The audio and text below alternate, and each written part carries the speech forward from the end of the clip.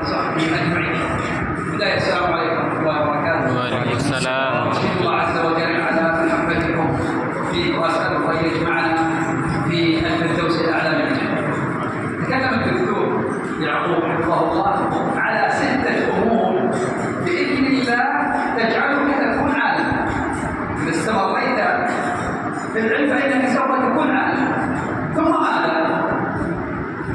ماذا بعد العلم؟ تعلمت ماذا المطلوب مني بعد العلم؟ مطلوب مني 3 امور. الامر الاول العلم الذي تعلمته اعمل به. تعلمت السنه اطبقها، تعلمت هذا الحديث اطبقه في نفسي في اهلي في بيتي اطبقه اعمل به. العلم اليهود غضب الله عليهم لماذا؟ عندهم علم لكنهم لا يعملون بالعلم.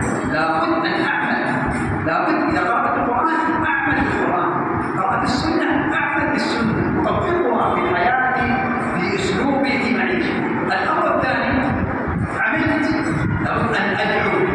عندي علم، حفظت القران، تعلمت الحديث، لابد ان اعلم الناس. الناس عندهم جهل كثير. اهل بيتي اعلم اهلي، اعلم زوجتي، اعلم ابنائي، اعلم اقاربي الجيران، اعلمهم. انشر العلم. لا تجعل العلم حبيسا في صدرك، اجعل العلم منتشر بين الناس. انشر العلم في اي مكان، في اي مسجد، في اي سوق، في اي دكان، انشر العلم. الامر الثالث وهو المهم، اذا تعلمت لابد ان تكون رحمه للناس. لابد ان وما ارسلناك الا رحمة للعالمين. لا تكن قاسيا على الناس. لا تاتي للناس وتفرق بينهم وتختلف معهم ويحصل بينهم تحزب وخلاف مسائل فقهيه تجعلني اعادي هذا اخي مسلم هذا وانت مسلم، لكن حصل بينكم خلاف.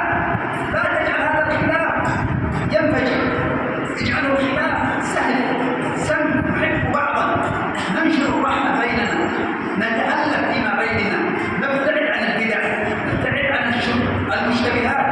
لكن الامور التي تقبل الخلاف لابد ان نفتح الصدر لها. لا تكن ضيق الصدر، لا تقبل الا قول واحد. الفقه يختلف والراي يختلف والعقل يختلف.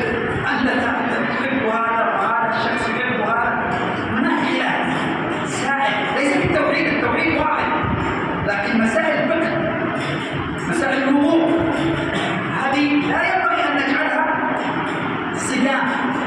انا مثلا ارى ان لحم الابل ينقض الوضوء،